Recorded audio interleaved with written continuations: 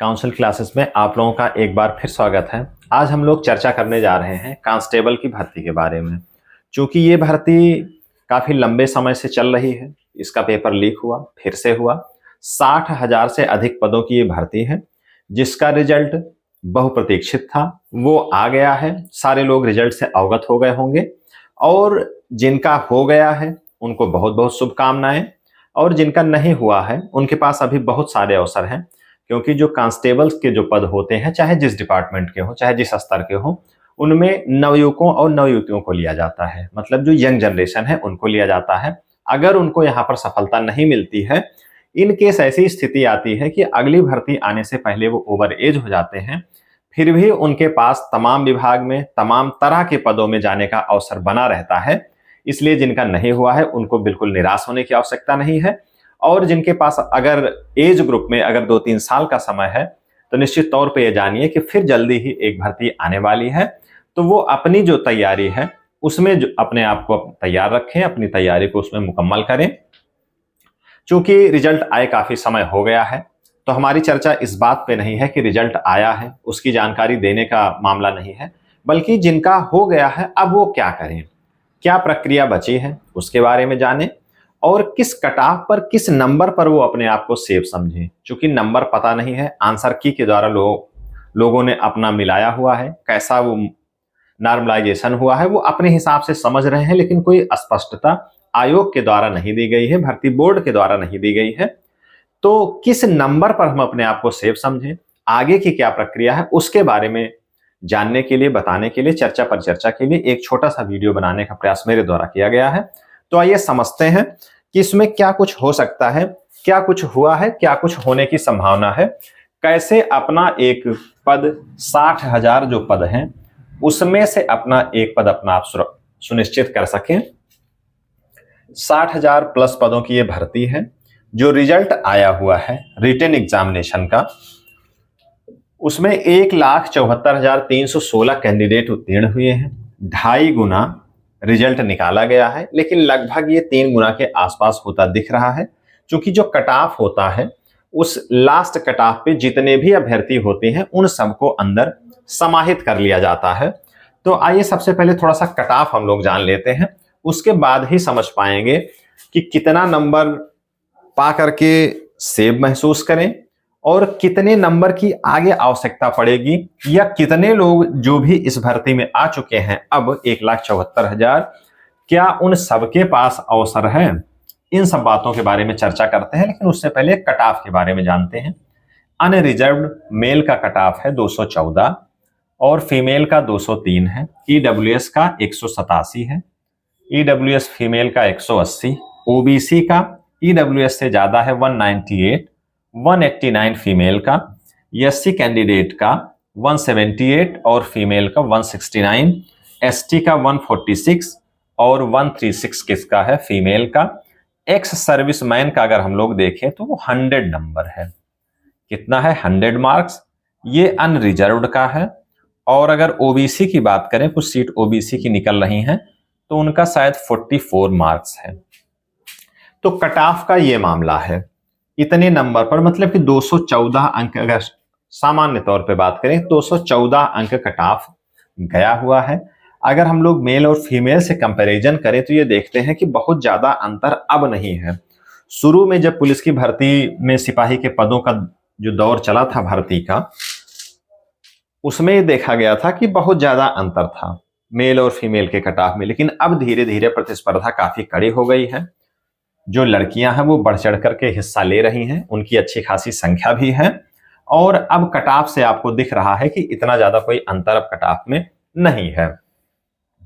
तो अब ये मानते हैं कि अगर जिसका जितना भी अंक है, इतना कट ऑफ गया है, अगर उसने आंसर की से समझा है कि उसका कितना है, नॉर्मलाइजेशन से ये मैं पहले भी कहता रहा हूं कि जो है प्लस माइनस कुछ ना कुछ होता है। और एक सामान्य सी बात मैं बता दूं कि जो मेरे द्वारा कट ऑफ के बारे में एक जो गेस किया गया था उसके बारे में बता दूं, कोई बढ़ चढ़ करके हाँकने वाली बात नहीं है, लेकिन जो मैंने बताया था वो 205 से 210 के आसपास मैंने बताया था। अनरिजर्व्ड का 205 से 210 प्लस माइनस 5 भी मैंने लिखा था। पूर्व का जो वीडियो है मेरा यूपी पुलिस से संदर्भ में, उसको जाकर के आप देख लें तो आपको पता चल जाएगा कि कितना मेरे द्वारा बताया गया था। अगर आप 10 में 5 जोड़ लेते हैं तो सीधे सीधे 14 और 15 वहां पर आपको मिल जाता है। तो जो एक गेस किया गया था, जो एक अनुमान लगाया गया था, कहने का आशय है कि वो अनुमान बिल्कुल सही है। जरूरी नहीं है कि वो अनुमान सदैव सत्य ही हो जाते हैं, लेकिन जो आंकड़े इकट्ठे किए जाते हैं अभ्यर्थियों के द्वारा पेपर के स्तर को देखते हुए, उसके हिसाब से स्थिति बनाई जाती है।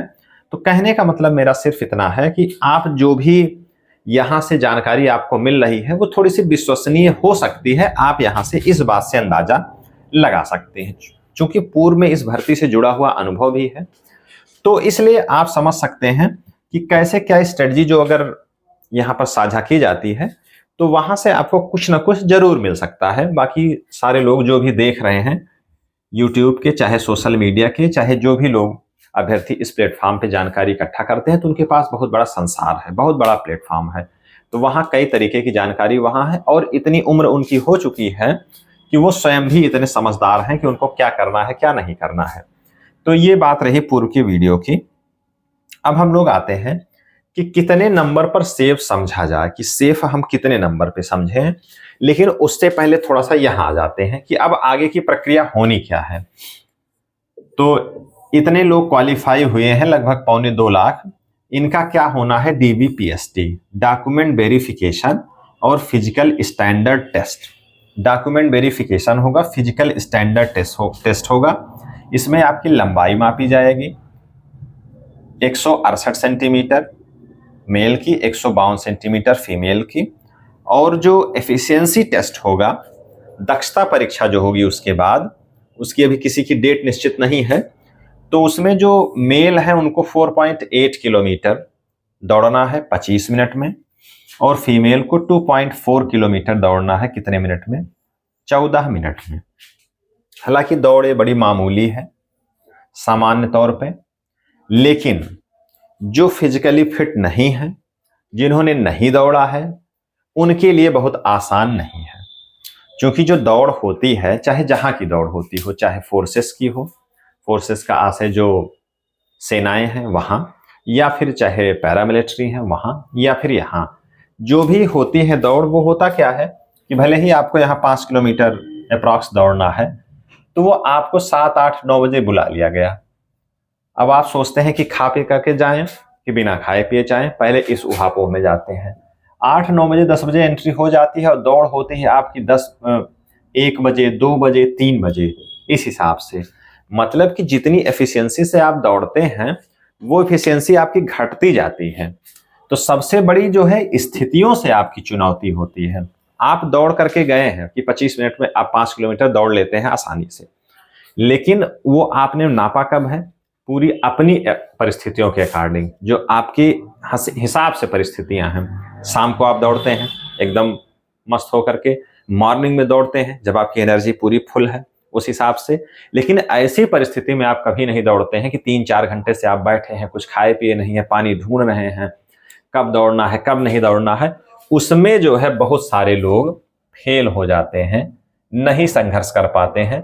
इन सब स्थितियों परिस्थितियों के मद्देनजर, और जिन्होंने अभ्यास नहीं किया है उनके लिए आसान नहीं है। अगर पूर्ण रूप से वो स्वस्थ नहीं है, फिजिकली फिट नहीं है, तो बिना अभ्यास किए हुए नहीं दौड़ सकते हैं। अगर आपको कोई ये बताता है कि आप केवल पैदल चल करके पहुंच जाएंगे, तो ये असंभव सा है। आपको ठीक ठाक दौड़ना पड़ेगा। तो ये सारी चीजें हैं, ये एफिशिएंसी है। अब जितने लोग ये क्वालिफाई हुए हैं वो क्या समझें? क्योंकि 1,74,000 क्वालिफाई हुए हैं, 60,000 होना है, साफ तौर पे है कि 1,14,000 प्लस अभ्यर्थी बाहर होंगे। क्योंकि अभी डॉक्यूमेंट वेरिफिकेशन नहीं हुआ है, वहां से कुछ लोग बाहर होंगे, कुछ कमियां उनकी निकल करके आएगी। आरक्षण संबंधी मामला, किसी के पास डॉक्यूमेंट नहीं होगा। उसके बाद फिजिकल स्टैंडर्ड टेस्ट, चूंकि अभी लंबाई, सीना, ये सारी चीजें नहीं नपी हैं, वहां से काफी लोग बाहर हो जाएंगे। उसके बाद फिर जब रनिंग होगी तो यहां से बहुत सारे लोग बाहर होंगे। मतलब कि जितने लोग हैं तो यहां से काफी लोगों के बाहर होने की संभावना है। कहने का आशय यह है कि यहां से जो मेरिट है 214 अगर किसी का है, तो यहां से अगर उसका 10 के आसपास भी नंबर अगर ज्यादा है तो वो आसानी से अंतिम चयन उसका निश्चित है। हालांकि नंबर किसी को पता नहीं है, अगर जो भी आगे की प्रक्रिया है उसके पहले अगर आपको नंबर पता चल जाता है तो बहुत अच्छा है। अगर नहीं भी पता चला है, कहने का आशय सिर्फ इतना है, तो आपको ये मान के चलना है कि जितने भी कैंडिडेट हैं, अगर आप ये सारे स्टैंडर्ड पूरे करते हैं तो आपका अंतिम चयन सुनिश्चित है। अगर आप इसमें शामिल हैं तो मतलब अगर आपकी सीना, लंबाई, रनिंग सारी चीज कंप्लीट है, तो ये मान के चलें कि अगर आपने 214 या संबंधित अपनी कैटेगरी में अपना आपने कट ऑफ पार कर लिया है, तो आप ये मान के चलें कि आपका चयन एकदम निश्चित है। इस मनः स्थिति से आप आगे की तैयारी करें। इस वीडियो को बनाने का उद्देश्य सिर्फ इतना है, चूंकि रिटन एग्जाम हो गया है, कोई पढ़ाई लिखाई की बात अब इसमें नहीं होनी है। आपको रनिंग करनी है, फिजिकली एकदम फिट रहना है, अपने आप को तैयार रखना है। इस बात के लिए तैयार रखना है कि अगर आपको 9 बजे बुलाया जाता है तो आपकी दौड़ 3 घंटे 4 घंटे बाद हो सकती है। उसके लिए आपको एकदम तैयार रहना है। इस हिसाब से अपनी आपको तैयारी करनी है। जो भी डॉक्यूमेंट हैं उनको आपको तैयार रखना है, और जिनको सीने के फुलाव में दिक्कत है उनको उसका भी अभ्यास करना है, चूंकि 5 सेंटीमीटर का फुलाव रहता है। चूंकि यूपी पुलिस में देखा गया है कि अभ्यर्थियों को पर्याप्त मौका मिलता है, लड़कियों के लिए ये नहीं है, केवल पुरुषों के लिए है। उसमें पर्याप्त आपको मौका दिया जाता है, आपको पर्याप्त अवसर दिया जाता है। ऐसा नहीं है कि केवल नाप दिया गया और सट से बाहर कर दिया गया है, ऐसा नहीं है। तो इसलिए बहुत चिंतनीय बात वहां से नहीं है, लेकिन अपने आप को इन सब रूपरेखा में ढाल करके अपनी तैयारी को आपको जारी रखना है। ये मान करके कि 1,74,000 में अगर आप आ गए हैं तो एकदम बॉटम पे, एकदम कट ऑफ पे अगर आप है तो आपकी बात अलग है। अगर आप कट ऑफ से थोड़ा बहुत भी ऊपर रहेंगे तो निश्चित तौर पे आपका चयन हो सकता है, उसके होने की संभावना बहुत ज्यादा है। धन्यवाद।